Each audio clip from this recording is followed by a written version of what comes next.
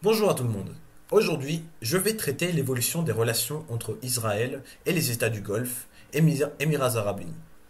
Tout commence avec la création contestée de l'État israélien en 1948, à la suite de la dissolution du mandat britannique de Palestine.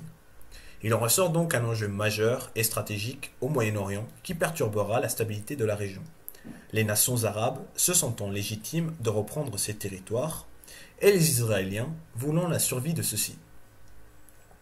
Ces intérêts qui s'opposent se feront ressentir par les différentes guerres que se livreront Israël et ses voisins, comme la guerre des 6 jours en 1967 ou la guerre de Yom Kippour en 1973. Comme énoncé précédemment, la naissance d'un État juif en plein Moyen-Orient est rejetée par toutes les nations arabes. Les Émirats arabes unis ne feront pas exception à la règle, puisque dès l'acquisition de leur indépendance en 1971, le cheikh Sayed Ben Sultan Al Nahyan considère Israël comme l'ennemi des pays arabes. Il ne participera pas à des guerres contre Israël. Néanmoins, on a pu constater une évolution qui a une tendance plutôt positive des relations entre ces deux États, qui aboutissent notamment avec l'accord Abraham en 2020. Des accords qui ont permis également un échange lors de la pandémie du Covid-19. Mais pourtant, il y a à peine 11 ans, est assassiné à Dubaï, dans sa chambre d'hôtel, Mahmoud Al-Mabhou, qui était un cadre, un officier très important du Hamas. Assassinat donc qui déclenche une demande de la part des Émirats arabes unis de l'arrêt du directeur du Mossad, qui est Meir Dagan. Donc le directeur du Mossad qui était accusé d'avoir fait commanditer le coup. Cet incident aurait pu commencer une rupture diplomatique entre ces deux États-là, mais une politique d'endiguement autour de l'Iran qui commence dès 2009, puisque dès l'inauguration de la présidence d'Obama, les ambassadeurs d'Israël et des Émirats arabes unis incitent la future administration des affaires du Moyen-Orient à adopter une ligne dure envers l'Iran. Obama qui par ailleurs lève les sanctions contre l'Iran après la signature du JCPO, Joint Comprehensive Plan of Action, ou en français l'accord de Vienne.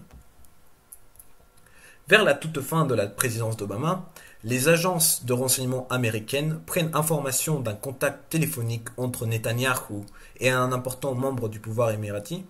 Ils prennent également connaissance d'une rencontre entre Netanyahou et des politiciens émiratis à Chypre, rencontre qui avait pour but une meilleure coopération contre l'Iran.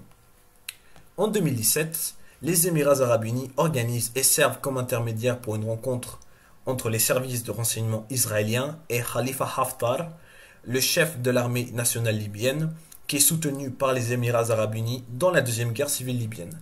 Rencontre qui se déroule pour négocier l'aide israélienne aux forces de Khalifa.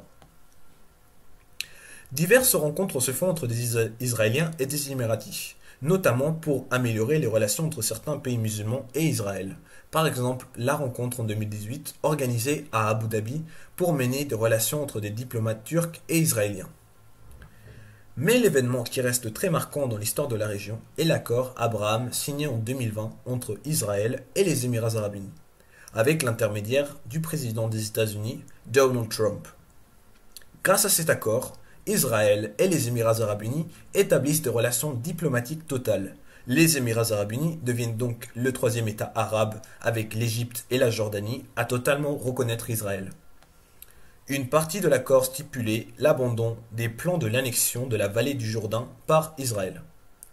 Cet accord a été rendu officiel par une cérémonie qui accompagne la signature de cet accord le 15 septembre 2020 à la Maison Blanche à Washington DC.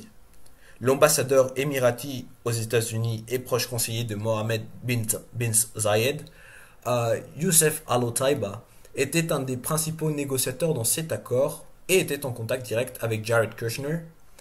D'après Al-Otaiba, cet accord serait une victoire pour la diplomatie et la région.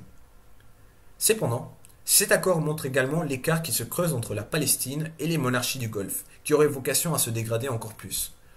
Effet qui se fait ressentir de manière presque immédiate, puisque la contribution des Émirats arabes unis pour les associations qui gèrent la situation des réfugiés palestiniens est réduite.